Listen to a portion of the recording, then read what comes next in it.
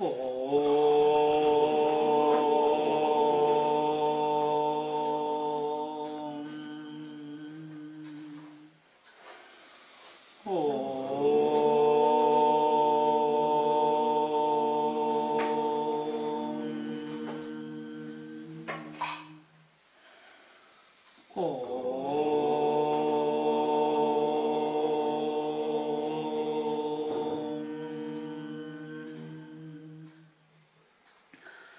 Gururbrahma, Gururvishnu, Gurudevo Maheshwara, Guru Sakshat Param Brahma, Tasmai Shri Gurave Namaha, Tasmai Shri Gurave Namaha, Tasmai Shri Gurave Namaha.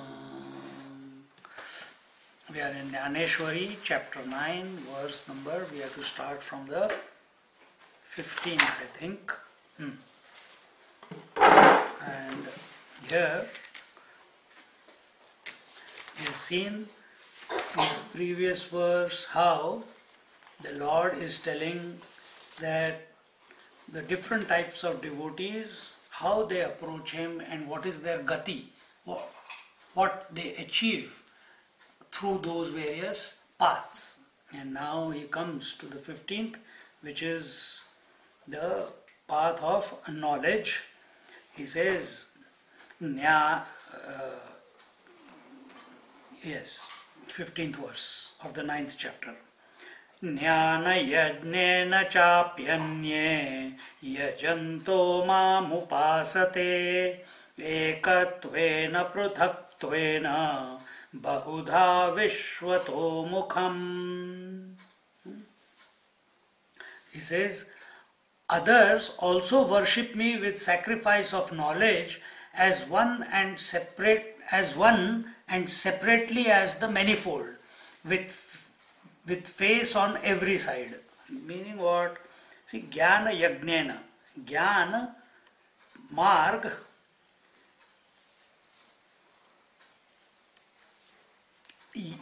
in the way, what is that? Gyan means knowledge here, and those who follow. What is this knowledge that they follow? What is this knowledge sacrifice that they are doing? It is what was told in the verse 4 and 5 in this chapter, where the Lord said, the whole world is in me, and then he says, and I am in the whole world. Then he says, neither the world is in me, nor I am in the world, yet I support and sustain the whole world, and I am transcendental to all that I support and sustain. So this was the knowledge. Now that is the crux of all the Upanishads. That is the crux of all the religions. Now if you can, so who are these jnanis now? Who are these people who follow the path of knowledge or who do the sacrifice of knowledge?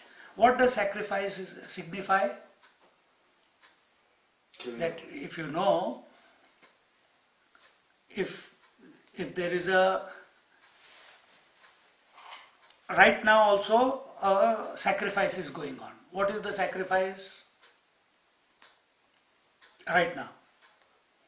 You are giving the knowledge to us. So here the ahuti of the words. Ahuti means, you see, what is the fire? What is the sacrifice? Usually traditionally there is a fire pit, and in that the fire is invoked, and in that the materials are continuously offered so that that fire can burn through the various mantras, isn't it? Oil is offered, and through that then it is you invoke the divine. So here, what is fire? I told you the speech is from the element of fire, isn't it? So the fire is coming out. What are the Havan kundas where the fire is being offered?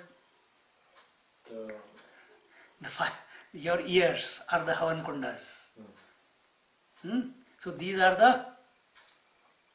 the place where the knowledge. words are being offered. See? So now let me take it subjectively.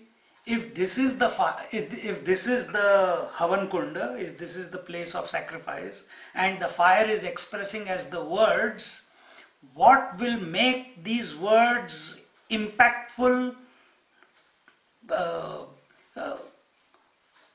with clarity, with compassion, and make them express what they must express? What will make that happen? What will allow that to happen? Divine bliss. Not bliss.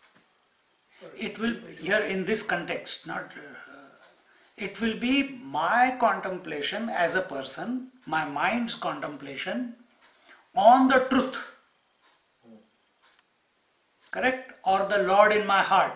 If my mind is continuously contemplating on that, then based upon that contemplation, the clarity of expression will come out as words, isn't it? Agree? If I am confused inside as to what I am talking about or what I have understood, then that will express in my words also. Isn't it? So also will express in your actions. Speech is in action. See how it is.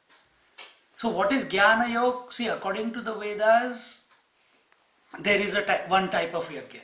70-80% of the yoga, Vedas, as I have told you, they are all ritualistic. And there the ritual is build the fire and offer the mantras, through the mantras offer the materials into the dravya, into the fire.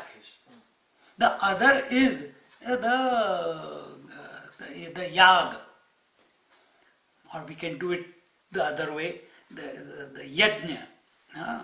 So, if when you come to the Upanishad aspect of the, the Vedas, there is no havan, there is no fire, there is only knowledge.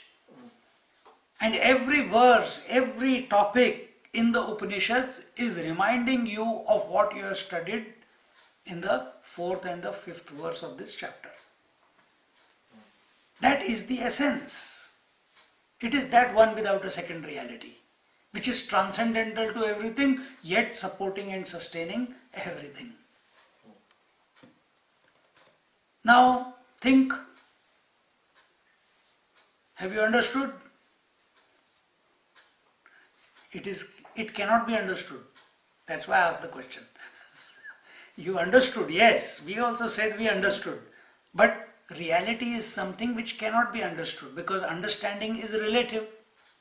It is through thoughts, it is through concepts, it is through ideas. It is through some support that understanding takes place. But what is reality? It is beyond everything, isn't it?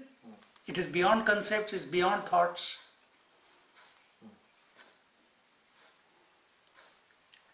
And where is it? Where is the reality? Where is that divine, transcendental divine, which is supporting and sustaining everything and yet not affected by anything? Where is he? Everywhere. Inside and outside, he told before, within and without. Everywhere, basically. And that is not other than you. And that is not other than you essentially.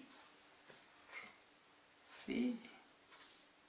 So when someone says yes, they are right and they are not right.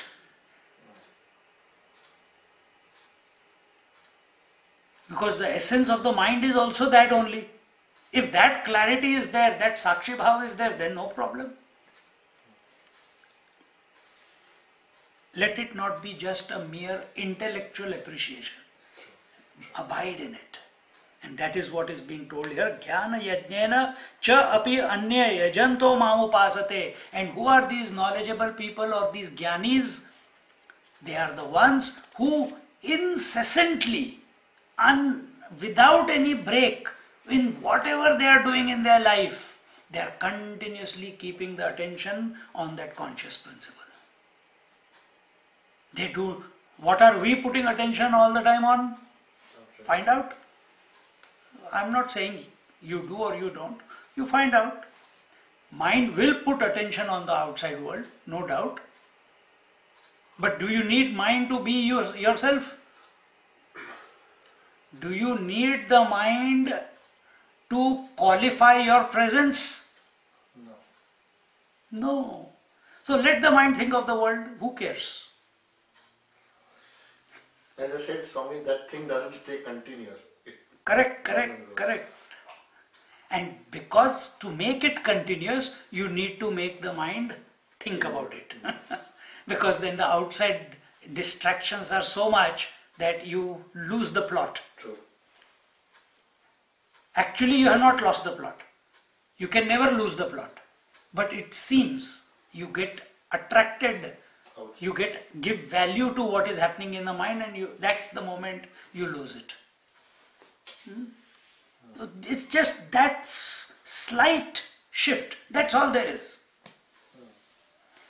So, whether you are angry, whether you are mad, whether you are happy, whether you are sad, whether you are miserable, whether you are complaining, whether you are hungry, thirsty, etc., etc., but you are still there. It is on the substratum that you are that all these are coming and going. Be that. And for that, thinking is not required. Being is required. But what happens when the mind is weaned away from the world and focused on this, which it can never come to know? But as you all are saying, and we all say that yes, I understand, yes, I know, that intellectual conviction, that intellectual knowing must convert into being. It must convert into being. So what happens is, this mind which is continuously thinking of that consciousness, which it can never come to know, when it keeps thinking about it, eventually it vanishes, merges into that, and rediscovers. The mind rediscovers itself to be of the nature of consciousness. That's all that happens. Just like a husband rediscovers that, hey man, I am a man. Husband is only a role that I am playing. See? It's a discovery. Just now the phone call which was there one lady, Teresa. So I have been to her place and to the hospital a few times, and the daughter was saying, oh Swamiji, sometimes she's absolutely so clear, and the other times she's absolutely lost the plot, and they just had an operation and she's gone so thin. And sometimes she's worried about how will I live, where will I get the money from, this, blah, blah, blah, everything. I said, you stop all that. You stop being an obstacle in her thinking. You are thinking that, the words that she used was, oh, she has studied for so long, she has been a Sai Baba devotee, why this is happening to her, and I can't see my mother who has been such a great support throughout my life, she has been a good friend to me, and now she is there at the mercy of everything. It's very hard to even... I said, stop. I said, when I went there, I had a different conversation with her. What did you have? I said, well, she said, Swamiji, that I know that I am the witness. But this mind, sometimes the pain is so much that I get identified with the mind, and then I lose the plot. I said, if she knows that, why you go and tell her that, oh, it should not be like this, oh, it should not be like that. See? Then she told that Swamiji, they had put sedation into her. She was going to be operated. She had a hip injury, and they are going to take her to the operation theatre. She's sedated, but out of her mouth, continuously she is chanting, I am Sai Ram, I am Sai Ram, I am Sai Ram, I am Sai Ram. She is drugged completely. So I said, now what does that tell you? That tells you that in her subconscious mind, she has absolute conviction that Baba is not separate from her, or she is not separate to Baba. So stop superimposing your fears onto your mum. Don't address the mind, don't address the mother, address the spirit behind. Then everything will become okay. Oh, she started crying. I'll do that from tomorrow. Because we are addressing the personality. And who is that? My mum. So as long as it's my mum, then attachment, then the pain, then so we have to.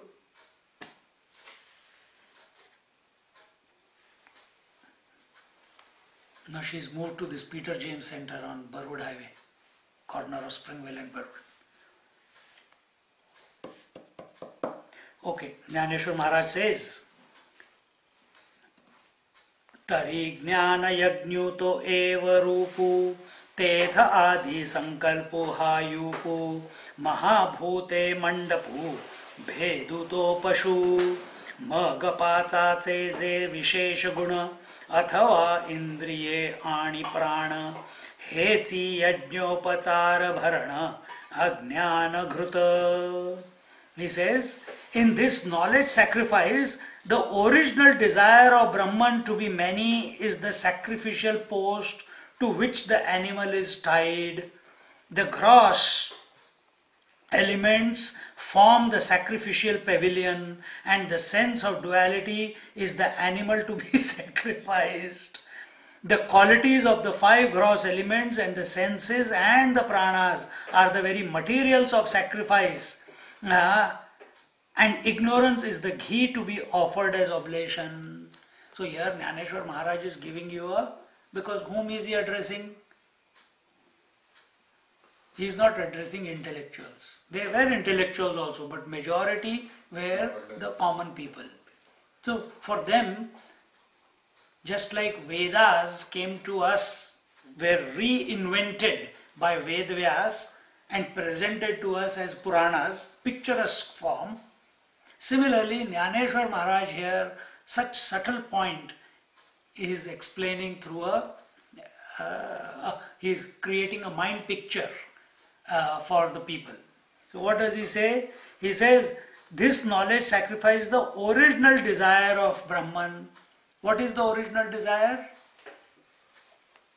I want to know myself. He is always him.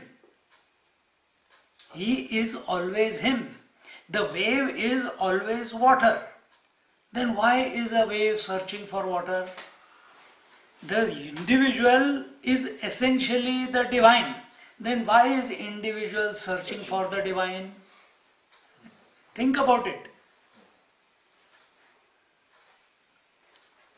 That Lord, out of his own, see, as I told you once before, I must have told, what is the tapasya that the Lord is doing? The Lord is sacrificing his one without a second being and becoming many. And what is the individual sacrificing? He is giving up his manyness and wanting to become one. And what is the Lord doing? He is giving up his oneness and becoming many. Why he wants to become many? So that he can come to know that he is one. See? How do your life become more enriched? Just by being yourself at a relative level. When you have various relationships, as a husband, as a father, as a son, as an uncle, as a grandfather, and all those people call you by different names and they love you, they argue with you, they discuss with you, they fight with you, your life becomes more enriched. And so is true, this is from, I'm telling you from personality point of view. Even if you take one single sense, eyes love to see variety, isn't it? The tongue loves to taste different tastes. That is its maturity, when it is able to appreciate the navarasas. There are 9 different tastes. When the ear is able to appreciate all the types of music in the world. That is its maturity. नहीं तो अपना सिर्फ वही Bhimsen Joshi. But are you able to enjoy the Bach? Are you able to enjoy Mozart? Are you able to enjoy the Aboriginal didgeridoo? Are you able to appreciate and enjoy the South American music or the flamenco? We must learn to appreciate. When the ears learn to appreciate all, then you have to give up your stance that I am an Indian if you have to appreciate those musics, isn't it? Then you have to give up your stance that I only enjoy sweet. No, you have to learn to appreciate all the different things. See? So same way, the Lord is becoming many so that He can experience Himself. That's one. That is His original desire. Let me become many. It was a pure desire. It is not a desire like it comes to us, like I want to become one with the Lord. Here we have to think, but in Him it appears naturally. In fact, why am I saying this? In fact, in every human being, this desire is natural. To be wanting to be more than what he is, wanting to have peace and happiness which never stops. It is intrinsic in our nature to seek that, isn't it? So also it is in the Lord. It is intrinsic with the nature of water to become waves, isn't it? So the first part is, this is the sacrifice. What is the Lord making the sacrifice? Of becoming many. The original desire of Brahman to be many is the sacrificial post to which the animal is tied, is the sacrificial post. Now, what is the post in us? What is the post in us? The thought of reality is the post. From Kundalini point of view, the post is the spine. And on top is Sahasrara. And you're holding on to it.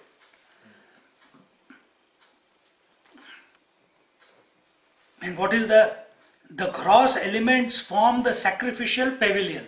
The space, air, fire, water, earth, they are the materials, they are the cook. Just say this, in this room we have the walls. This is the pavilion for our satsang. Imagine the pavilion for that is the space, air, fire, water, earth. The gross elements from the and the sense of duality is the animal to be sacrificed. And what is the sense of duality? Where does the sense of duality appear? In the mind. So what is the animal that needs to be sacrificed? Mind. The mind. See? And he is tied. Now your mind is tied down to the world right now. We have to shift that attention of the mind and get it tied down to the post of Brahman. That this is the reality. And what is that Brahman? The conscious principle within us.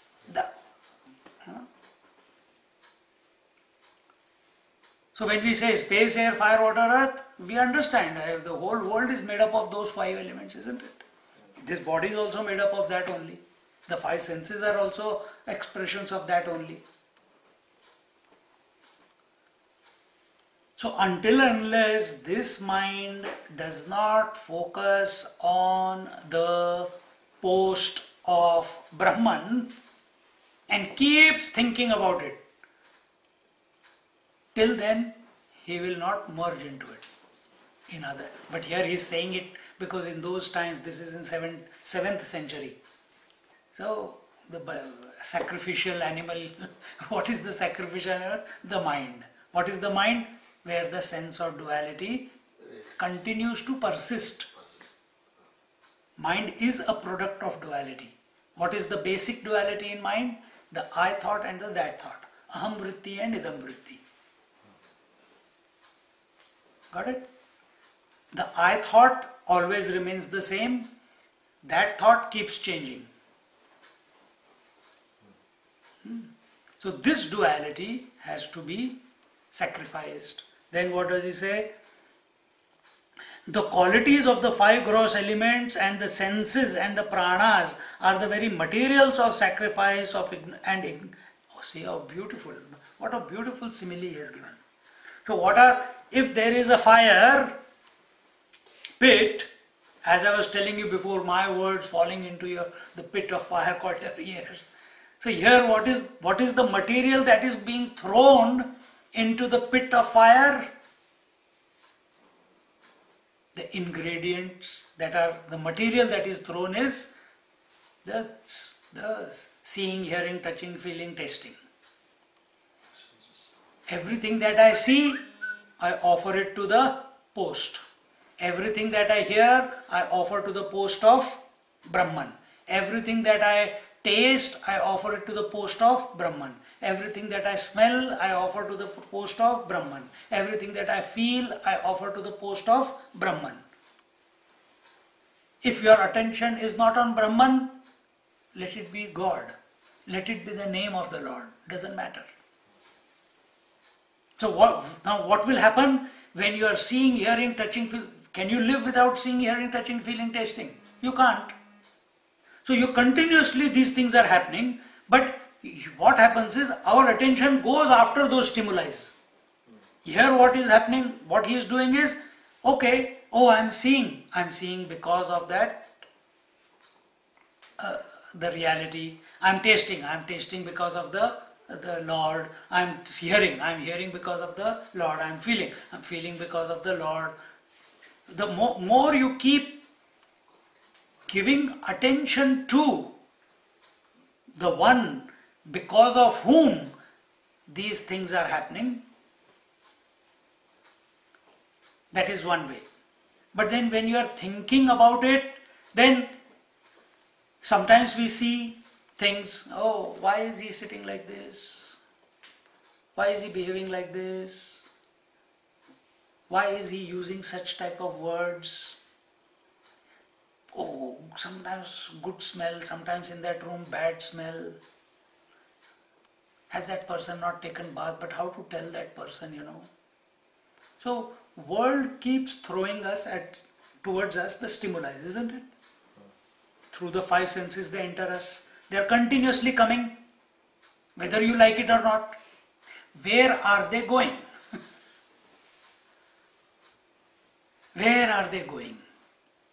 Are they going into establishing the ego, the individuality, or are they going back to their source, which is the Lord or the Brahman? See? So even now, right now, while we are talking and you are listening, where is your attention? Is our attention on is my attention on the words that I am speaking, the actions that my finger is making, the eyes that is seeing you all? And in spite of all this, is my attention, or I am established or witnessing this whole thing taking place? So also with you. That should be our attempt. That all this is possible at this moment because of the consciousness. All this is possible in your case also, to hear, sit, make expressions, change positions, blink your eyes, etc., because of the consciousness. So if our attention keeps going back to the consciousness, then a time will come that our mind will be engrossed in the consciousness in spite of living in the world, isn't it?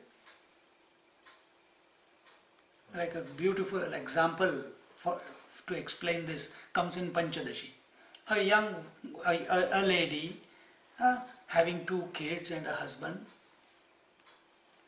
is taking care, taking care of the house, the husband is there, the children are growing up nicely, the husband goes to work, children go to school, the wife is, the lady is in the house, she finishes all her chores, and then she goes to the shopping.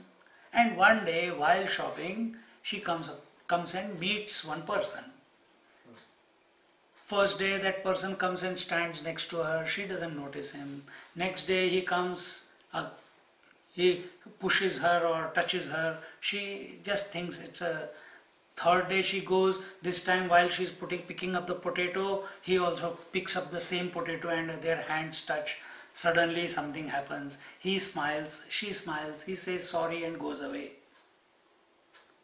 Next day they start chatting.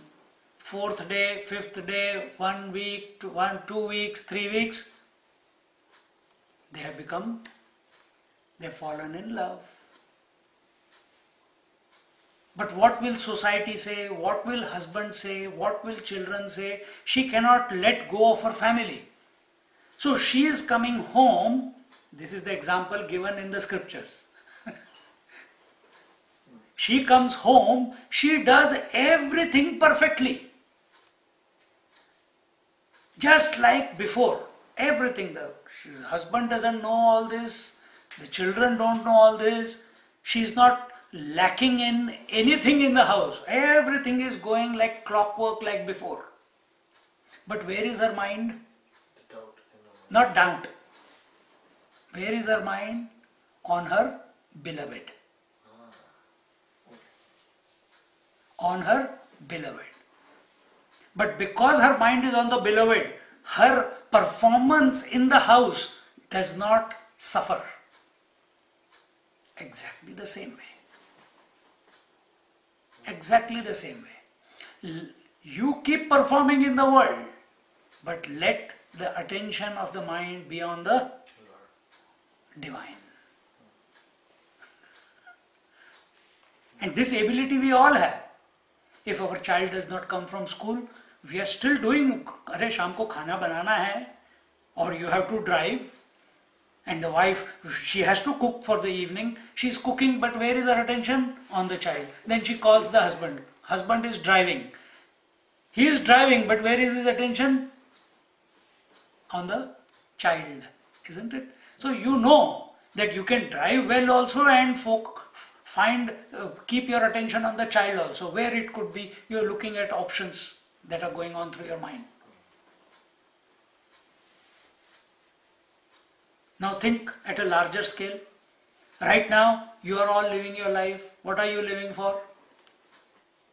I have to maintain my family, I have to pay the bills, I have to pay the loan, I have to pay the school fees, I have to educate my children, I have to give them the basic amenities, etc., etc. You don't keep telling yourself this on a daily basis. You don't, isn't it? But in the back of the mind, that is the thought which is propelling you to do everything else, isn't it? So what is that within me which is propelling the mind to think, the senses to interact with the various stimuli? What is it? Go back. Even while living. This is Jnana Yoga. In this way, there is no, tangents. There are no tangents. Straight. Don't get caught up in, oh Brahman, oh Vishnu, oh Shiva. No, everything is one. Don't worry about it. It's all one. Put the attention on the divine within the heart, which is the life throb, which is the conscious principle. And let everything else happen. Happen doesn't mean I leave it to you. No, you have to still work. I leave it to you. No, you have to still pick up the food and put it into your mouth. But do it as an offering to the divine.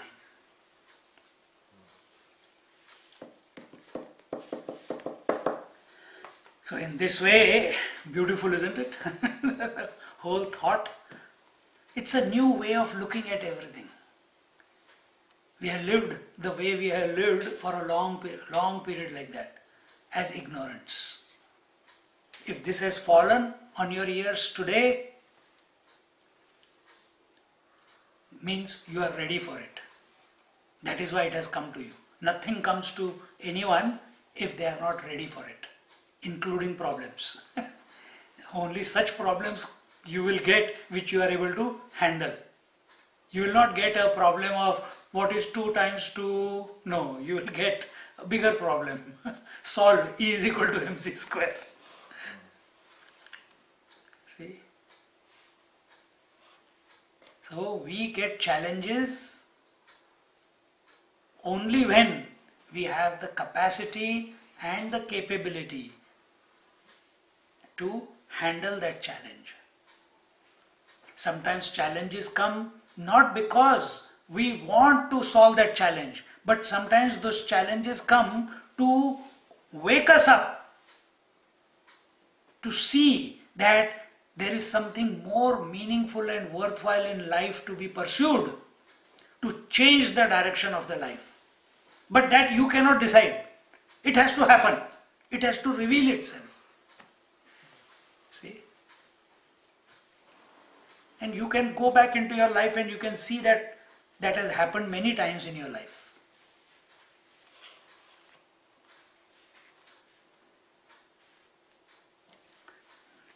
Continuing, Tetha mana buddhi chiya kunda आत ज्ञान अग्नि घड़फुड़ा साम्य तेची सुहाड़ा वेदिका जाने सविवेक मति पाटव तेची मंत्र विद्या गौरव शांति श्रुक श्रुव श्रुव जीवू यज्वा तो प्रतीतीचे निपात्रे विवेक महामंत्रे ज्ञानाग्निहोत्रे भेदुनाशी तेथ अज्ञान सरो निजाए आणि यजिता यजन हेठाए आत्म समरसी न्याय न्हाये अवभृती जेव्हा तेव्हा भूते विषय करणे हे वेगळाले काही न म्हणे आघवे एकची ऐसे जाणे आत्मबुद्धी. Now he is explaining the whole ritual of fire sacrifice. So we have seen what is the post. That post is the Brahman. What is the mandapa? What is the enclosure? It is made up of space, air, fire, water, earth. What is the sacrificial lamb there? It is the sense of duality which is in the mind. So why they have not used the word mind and why they have used sense of duality? Because sense of mind can be, mind is that on which duality appears. Mind without duality is consciousness. Therefore they have not used the word mind. So duality, sense of duality is the sacrificial lamb, and the ahuti, the fire, the ingredients that have to be poured into the fire sacrifice are the stimuli, are the senses, and ignorance is the ghee to be offered. And what is that? The ghee is the butter, the oil, which has to be offered to make the fire glow higher. So what is that? It is the ghee of ignorance. Because you don't know what it is. You just have an idea. You are still thinking, I want to know the truth. It is still duality. You are thinking you are separate to duality, even though you are thinking of duality. So out of ignorance only you are thinking, because you are not ready to accept that in spite of thinking, I am that. See? So therefore the ghee of ignorance. Continuing, the mind and the intellect are the sacrificial pits in which the fire is kindled, and equanimity is the altar. See? So mind and intellect are the pits. What are the pits? So that was the post on which the fire is not around the post. पूजा वहाँ होती है, हवन वहाँ होता है. कभी if you gone to any temples, the havan kund is there and the sacrificial post is always outside. It's never inside the temple. It's always outside the temple. So here, what are the sacrificial pits? They are the mind and the intellect. And pits in which the fire is kindled, and equanimity is the altar. And who is what is the Lord there? That is the equanimity. Now this is all to be subjective. So you are the equanimous person. You know I thought appears. You know you have an intellect. You know you have a mind. You know there is I thought and you know there is that thought. Don't get influenced by both. Don't get influenced by both. So you are again, if I say you, another problem gets created. You are more than you. Because when I say you, unknowingly our attention goes on this individuality. It doesn't go to the reality. Is the altar. The power to grasp discriminating thought constitutes the lofty Vedic hymns. The ability to grasp the discriminating thought. We have so many thoughts in our mind, isn't it? We have got so many thoughts. Right now, so many thoughts are going through your head. But what is that thought which is discriminative in nature? What is the definition of discrimination? What is Vivek? Vivek means discrimination. What is Vivek? Discrimination? Vivek is knowledge. Vivek means discrimination. Vivek doesn't mean knowledge.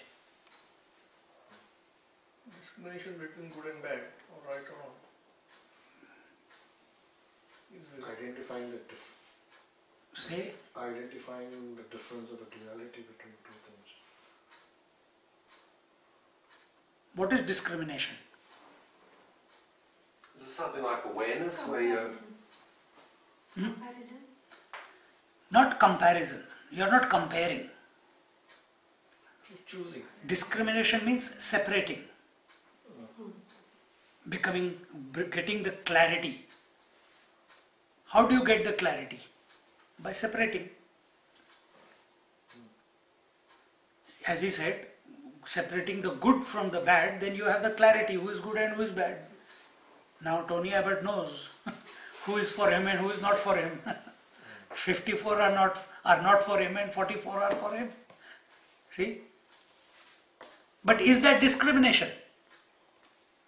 According to our scriptures, discrimination means separating the truth from the untruth. Separating the satya from asatya. Sat from asat. From existence, separate the existence from non-existence. Separate consciousness from not consciousness. Separating bliss from miseries. Separating truth from untruth. Now find out. Discrimination is not, between good and bad is not, according to the scriptures on this, the topic that we are on, discrimination is not between good and bad. You can even talk about, I am discriminating which one is higher. Is this higher or this is higher, isn't it? But that is not discrimination. Discrimination on the spiritual path is only between the truth and the untruth. What we are doing is, within the untruth, we are finding the comparisons or separating things. But that is not the truth. That is not discrimination.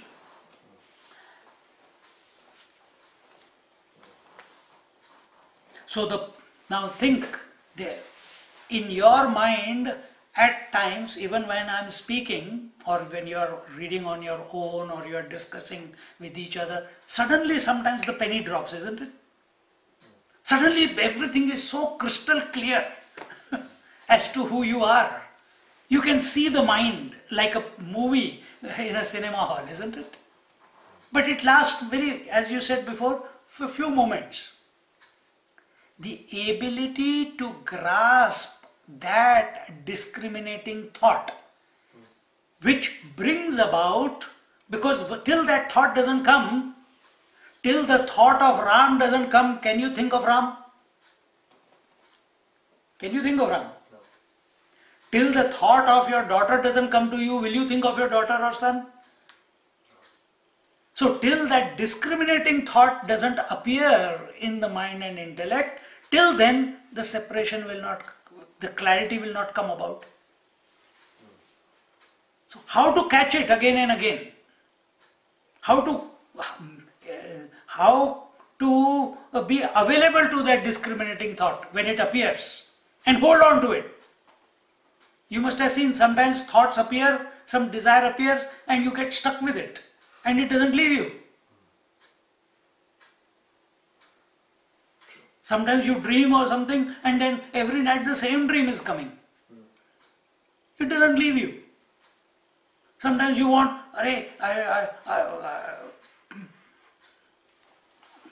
what someone said. Something happened. I don't know why I'm getting. True, this is the thought which I was telling you today. For last 4 days, I didn't know that today it was all this going to happen. For 4 days, I'm telling my mum and the kids some discussion always at night begins, and I say, yeah, Malcolm Turnbull should have been the Prime Minister. The last 4 days I'm saying, I don't know from where this Abbott has come, and lo, behold, yesterday suddenly the news has come, and he became. But did I get that thought because I was thinking, or it appeared? It appeared. Similarly, this discriminating thought that I am the conscious principle and everything else other than the consciousness that I am is the untruth, because it is coming and going. When it comes, you have to hold it. You have to hold it. And how do you hold it? This is the way. The power to grasp the discriminating thought constitutes the lofty Vedic hymns. So what do we keep saying? It's all blabber about the world, isn't it? It's all blabber about the world. But that 1 hour you come for Vedic chanting, how much enjoyment we get? When we come to this satsang, how much enjoyment? I don't know, confusion or enjoyment. But because it's challenging your mind. You are at a wit's end, that when you hear it sounds correct, it sounds right, but how do I implement it in my life? Your attention goes back to the untruth. It must be practical. Your attention goes back to the untruth. You have to hold on to the truth. By default, and that is why it doesn't click. That is why it doesn't click. We are thinking, how do I put it into my life? We are thinking, it's nothing wrong as long as your attention, even while thinking, how do I implement it, attention is on the conscious. Because till you don't reach a point of frustration or a conclusion that nothing in my life I have been able to implement, it all happens. I have not been able to implement breathing, I have not been able to implement hunger, it comes. I have not been able to implement the right thought, they also come. So implementation of these principles in my life is not my decision.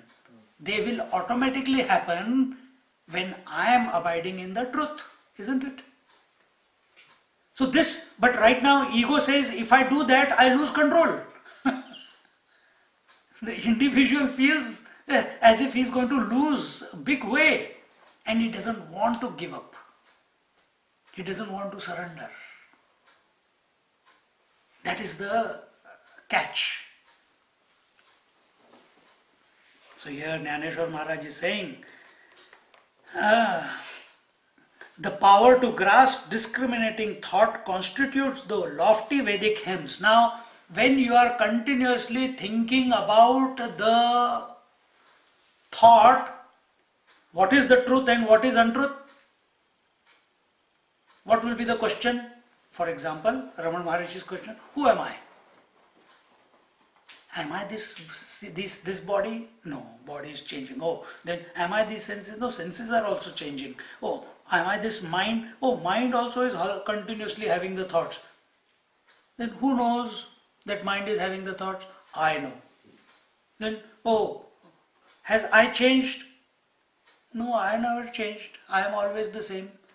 I also always remains I. I doesn't become anything. No, there are times when I becomes something else. I becomes the father, I become, oh, okay, leave that. But I remains I. Oh, so who is this I? Where is this I? What is this I? What is its location? When your focus goes on to this, and it has caught your imagination, this is discrimination has started. Another way is hold on to the Om, discrimination has started. Hold on to the name of the Lord, discrimination has started. True discrimination between the real and the unreal. It will lead you to that.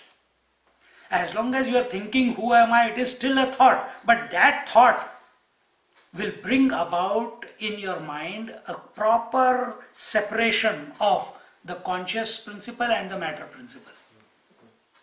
When you hold on to the name of the Lord, it will bring about in your mind, within you, not in the mind, the clarity on what is Lord, divine and what is undivine. When you hold on to Om, which has the capacity to catapult you beyond the mind, again, holding on to it, you become absolutely clear as to the distinction between what is unchanging and what is changing, what is permanent and what is impermanent. So these are the discriminating thoughts. And when we come to these thoughts, then instead of chanting Om Namo Bhagavate Vasudevaya Adhatmanam Shivatmanam, so many different words are used to remember the divine. So many words are being used to tell that one truth. 700 verses. Isn't it? But when you come to Om, how many words you are pronouncing? How many words? There is only one thought. Om. And it's continued. That Om includes all the Vedic chants. Who am I? It's one thought. It includes all the chants. When your attention is continuously on that reality, this discriminating thought has appeared. That one discriminating thought itself is the Vedic hymn or the mantras which are invoking the divine. You will not give me attention if I don't call you by the name Stanton, isn't it? If I say, hey, you stupid, and you will look behind. Who is he calling? Isn't it? Or if I say, Anandi, see, he did not reply to me. I looked at you, I called Anandi, but you did not reply to me. Why? Because that is not the name by which you are recognized. Agree this much? Anything that, if I say, please give me a pen, and you give me a chair, how can it will not be possible, isn't it? So every name has a corresponding material which, so similarly, to invoke the divine you have to call him, only then he will come. If I call the world and think that the divine will come, it will not come. I have to think of the divine incessantly in order for the divine to come. Now if you use the name Ram, then Ram will come. If you name Shiva, Shiva will come. If you take Om, then Ishvara will come. See? So it's logic. That till a person is not invoked by his name, that person will not respond, isn't it? So in our pujas, if you have seen, 108 names are chanted, Ashtottara. Those are the ways of invoking the divine. Please now, may your blessings be upon us. So we call him. We chant Rudram, we are calling him by different ways. Whether we know or we don't know who, does not matter. The meaning is inherent within those words. We don't have to read. It can get invoked from within because it has got a certain vibration. So if I call Stanton, he will know what have I done wrong. Stanton. Why is he scolding me? Stanton. Swami is feeling mushy today. See, every intonation has will invoke a different response, isn't it? So when we take 108 names of the Lord, Satya Sankalpaya Namaha, oh, the one who thinks and things happen, that Lord, please bestow your blessings upon me. Anaghaya Namaha, Satchidanandaya Namaha. So with various names, we are invoking those capacities, those qualities in that person. So how do we invoke the divine within us, which is ever present? We can use all these words, but we are here on the topic of Jnana Yajna, the sacrifice of knowledge. Chant Om, not even that. That will come in the next verse. Om is also a little bit further away. The closest then Om is right here, right now. Put attention on the conscious principle within. And all these, remember, the 5 elements are there, all the stimuli are there, the duality is the sacrificial lamb, the mind and intellect are the Havan Kunda, and the Sakshi, the equanimity is the altar. The power to grasp discriminating thought constitutes the... So what are the mantras as you are pouring the ingredients into the fire? The mantra is continuous contemplation of the self. Continuous contemplation of the self.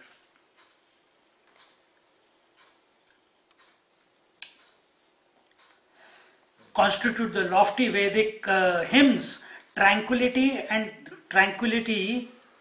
the sacrificial ladle, and the embodied self, the sacrificer. Tranquility, the sacrificial ladle. So what is that instrument with which you are pouring? What is that instrument? So ignorance was the ghee. Remember, ignorance was the butter. But can you just pour the butter like that? You need something to pour it with. So what is that ladle with which you pour? That is calmness, contentment, tranquility, peace. When does tranquility come?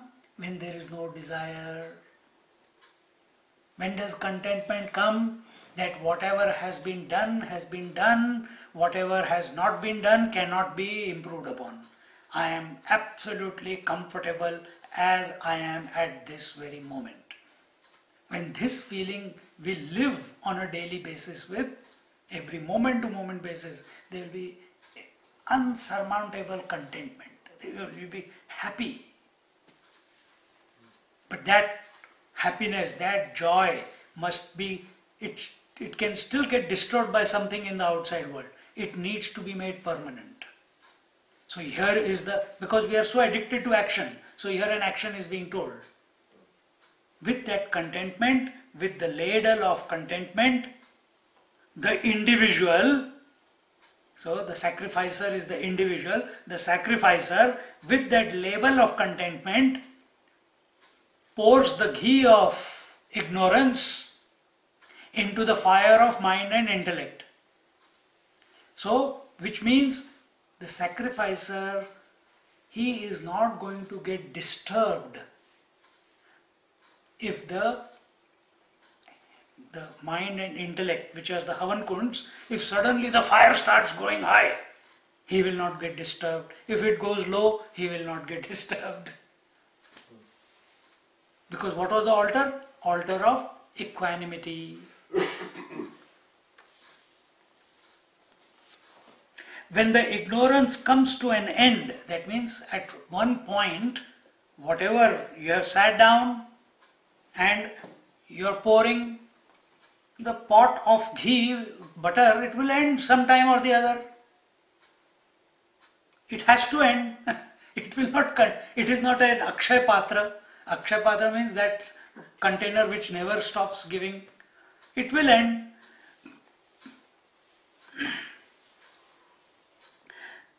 Where are we?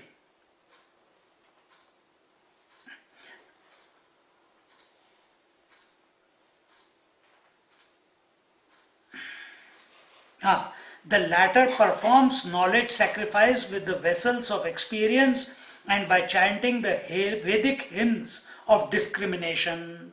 So just now when I said to you simple things in a simple way, that is this body real or unreal? Oh, body is changing, so it cannot be real. Are the senses real or unreal? Senses cannot be unreal because they keep changing. Oh, the eyes have been fixed, they have not gone anywhere, but their lifespan is only till this body is alive. So they cannot be permanent also. So they are unreal. Are the thoughts real or unreal? So these, instead of chanting hundreds and thousands of scriptural hymns, replace them. What are they telling you? So that you come to this point and start discriminating this way. So when I am using the word, is this body real or unreal? No, it is not real because it is continuously changing. Then the real must be something other than this body. This is one scriptural hymn. You are coming to the one step closer to the self. Then you come to the senses. Oh, senses are also changing. Then the reality must be the unchanging. It must be other than the senses. Second hymn. Thoughts are continuously changing. The reality must be the permanent principle. The third hymn. Concepts are changing. And the reality must be other than the concepts. Fourth hymn. But who is this reality? What is this reality? Where is this reality? They say this self is the reality. Which self? What self? Self I am. Fifth hymn. Then how can I know myself? When you come to this point, how can I come to know myself? By thinking, the ghee will be finished. No more chanting required. The butter will finish by then, if you come to this point.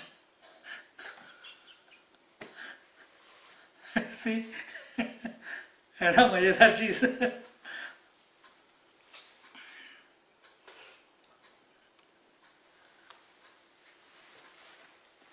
How beautifully Gyaneshwari Maharaj is told, I tell you. Unbelievable.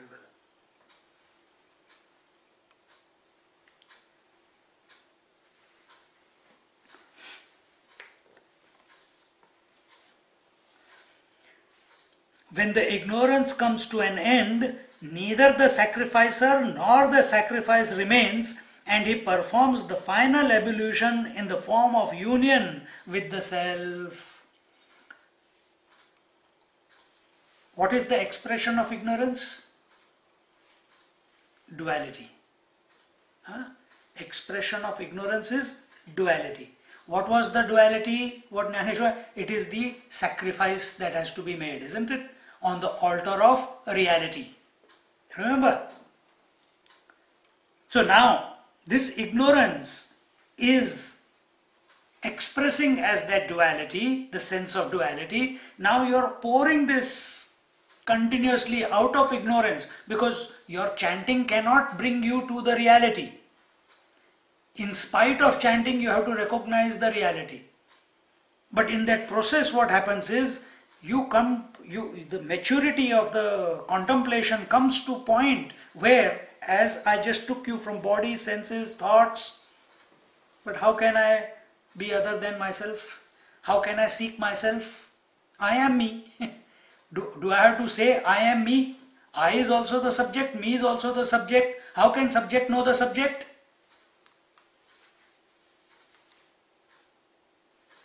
The oblation stops. This is the final oblation. How can eyes, the physical eyes, see the eyes? You keep looking at them, all vision will vanish. Eyes are inert, but there is blankness in front of the eyes. But in this case, I am seeking myself. I am consciousness and I am seeking consciousness. But when it comes to that last moment, that is foolish, I am looking for myself. And suddenly, that very moment, you go into complete silence. That silence is not an inert silence. That is conscious silence. Chidakash. That is samadhi. That is, without any disturbance, you are having a glimpse of yourself. Without any thought. There is no doubt. There is absolute, I can't use the word clarity, but to explain I am using. There is absolute clarity as to who you are. Now you are. You don't have to become anything. All becomings come and go. Mother comes and goes, brother comes and goes, sister comes and goes. But this fellow that you have come to recognize yourself to be, without a thought, never comes and goes. The bodies will come and go, but this fellow never comes and goes. Then he comes to know with intuitive knowledge of the self that the elements, senses and sense objects are not different but form one whole. It is intuitive. To keep looking out there in the world and suspecting or attempting to work out logically how you are made up of space, air, fire, water, earth. How this whole world is nothing but made out of the material of the divine. We say that, isn't it? The Lord is the creator and Lord is the material out of which He created the creation. But how do we see the Lord outside? It is not possible. You have to go within, recognize the divine within, and then the divine gives you that intuitive eye with which your vision of the whole world gets transformed. Then you see divinity everywhere. Divinity everywhere means what? You will still see the forms. But there is no doubt in your mind and intellect. I can't even say mind and intellect because this knowledge is beyond mind and intellect. And that's why he uses the word intuitively. You just know that everything is nothing but that divine. And the best way to explain that is what the scriptures do. What Rudram does, what Purusha Suktam does, what Narayana Suktam does, what Durga Suktam, Meda Suktam, all these Suktams, different aspects of that one reality. See?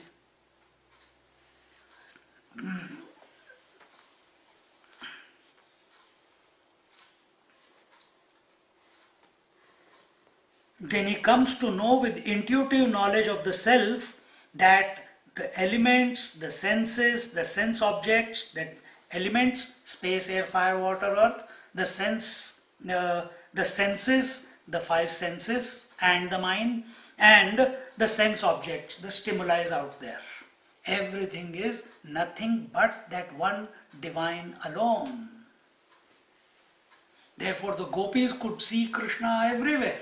In a tree they will see Krishna, in a thief they will see Krishna, in the cows they will see Krishna, in the blade of grass they will see Krishna. Their vision was transformed after Ras Leela.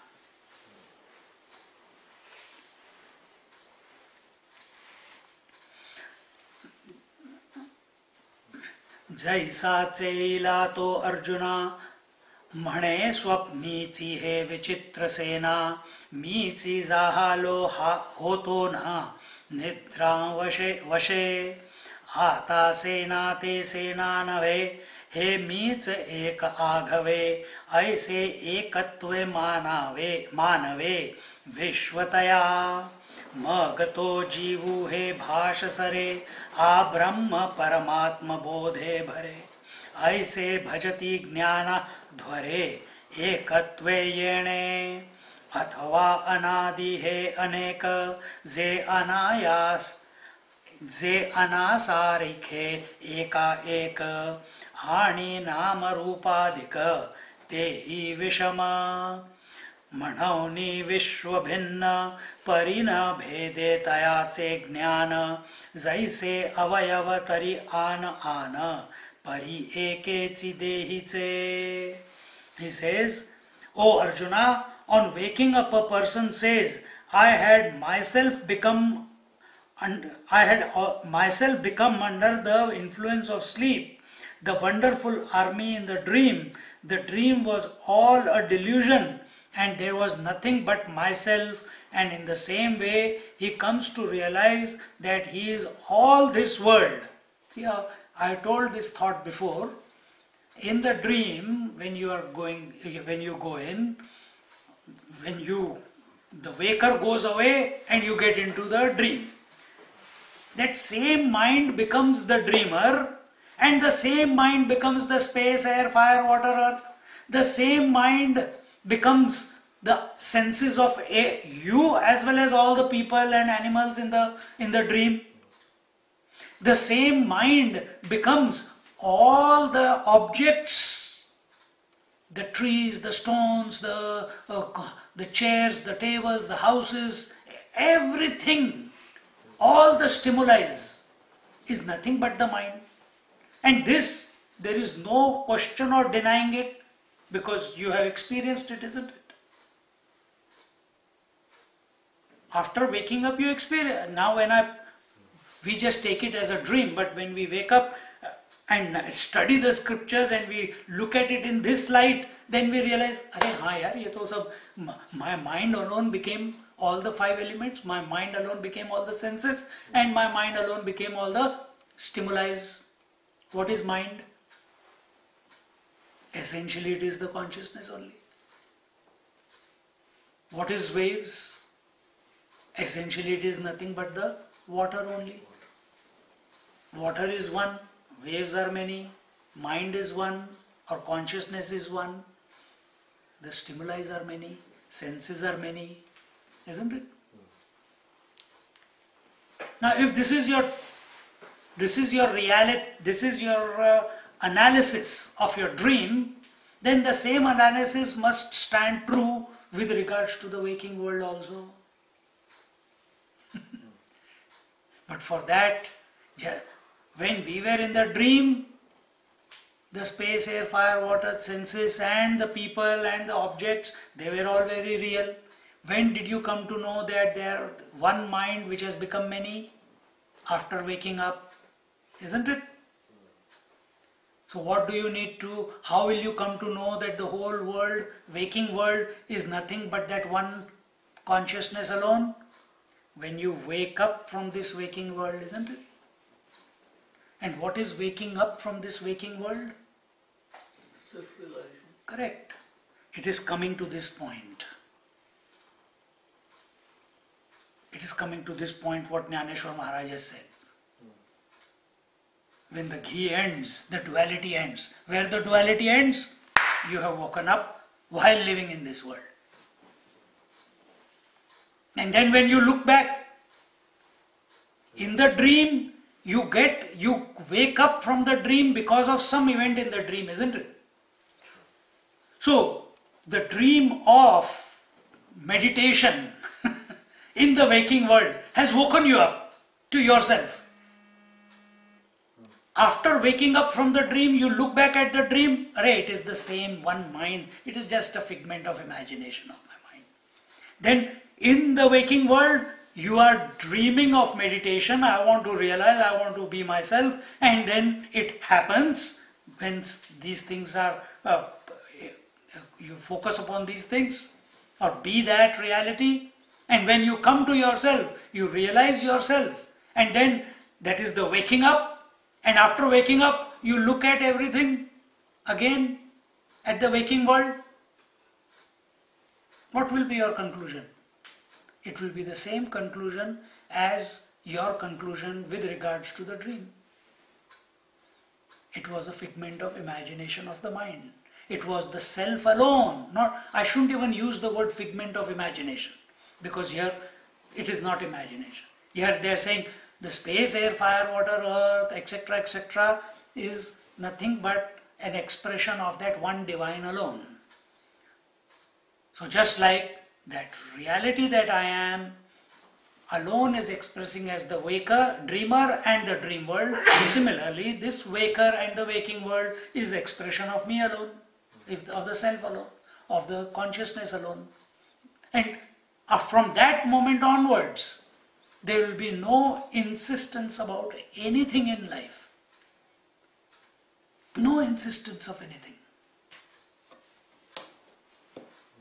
Because your vision has changed.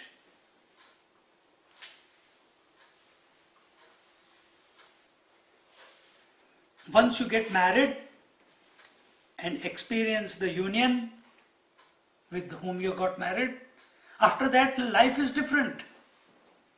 You can never again become how you were before, isn't it? Think. You eat the food, your tummy is full, no, I want to be hungry. You cannot become hungry again. Not immediately. You cannot. You cannot become, become a bachelor again after getting married. You can't.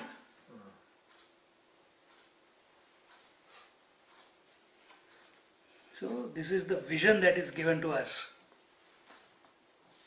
Then all talk about the, here he says, I had myself come under the influence of sleep, the wonderful army in the dream. The dream was all a delusion and there was nothing but myself. And in the same way, he comes to realize that he is all this world in the waking world. He is all this world. Just like in the dream, he alone was the whole dream world and the dreamer. Similarly, in the waking world also, he is the whole waking world and the waker. This becomes his vision. This becomes his direct experience.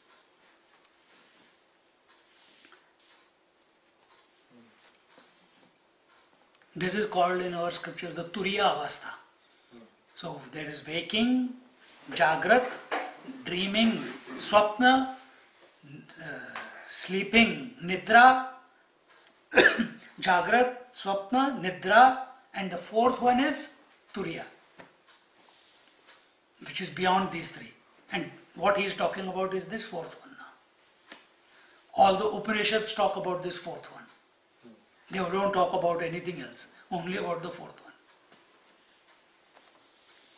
For that, we have to take a position not only as a waker. We have to take the position that my daily experience is not only the waking plane. My daily experience is the waking, the dream and the deep sleep. This makes my one day of experience. I must address all the three. How can I have one way of expressing here and one way of expressing there and another way of expressing there? There must be one way of addressing all the three. I cannot have, I am the same. How can I have a different rule here and a different rule in waking and different rule in dream? Oh, dream is an imagination, waking is reality. It doesn't work. It doesn't work.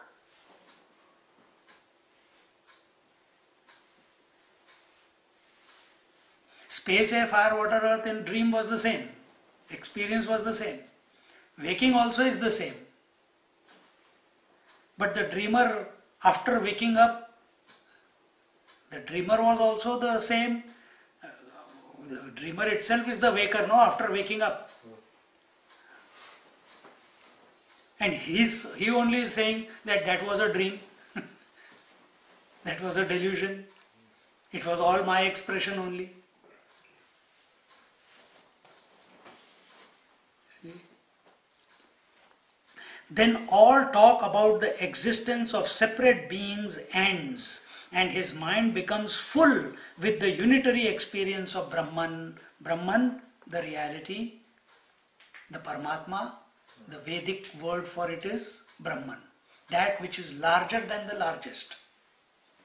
That is Brahman. Larger than the largest doesn't mean that it is only large. No, it is smaller than the smallest also. It is heavier than the heaviest also. Bruhad iti, another definition of Bruhad is, Brahman is, that word Brahman includes all opposites and yet is beyond all the opposites. All opposites are only imagined on that one.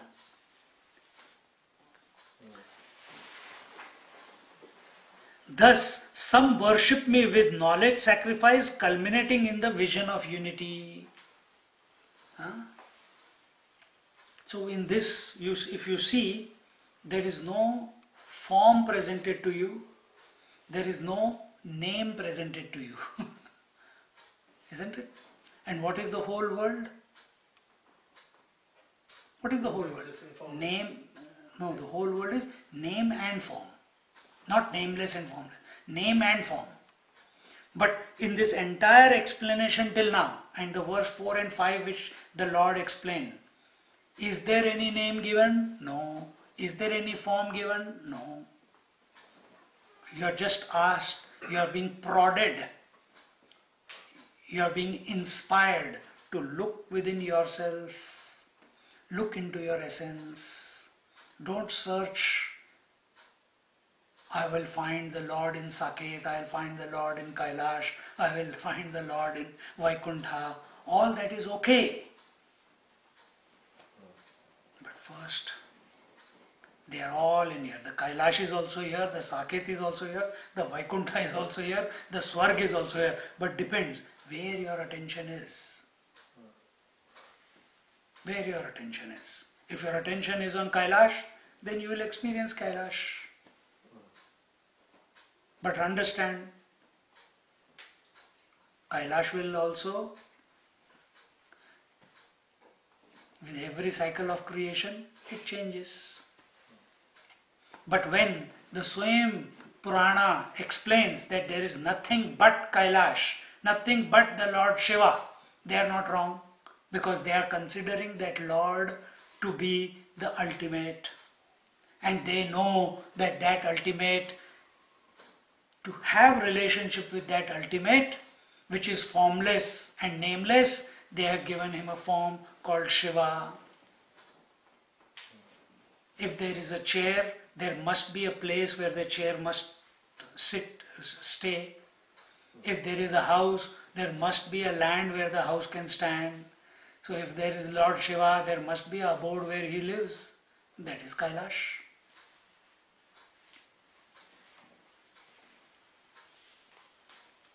So, but in the Gyan Marg, this is Gyan Marg. There is no question of various deities, there is no question of various gods. You are straight away coming to the essence.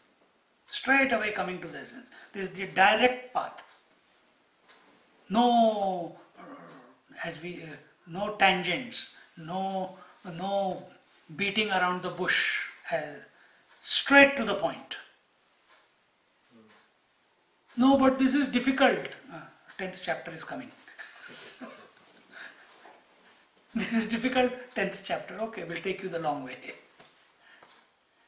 But another way you can look at it, I'm just making a joke of it, but to enjoy that vision,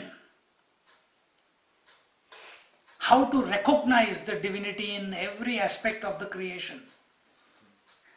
this is the direct path, yes. But for the non-believers, for those who have little faith, for those who still want more support,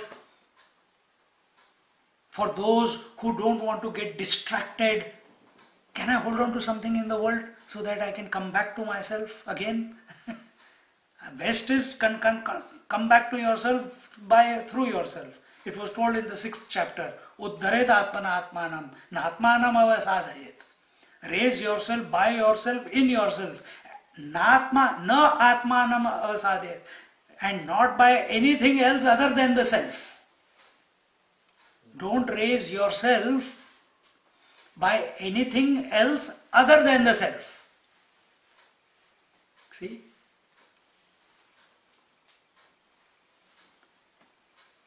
All words are other than the self, isn't it? Till you realize that they are nothing but the self.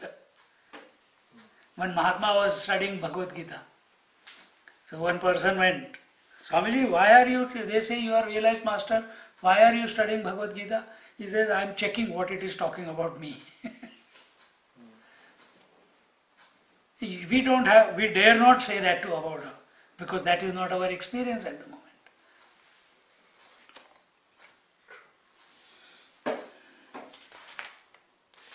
Keeps going. We'll take it next week. Enough for today. Remember, I'll mark it here.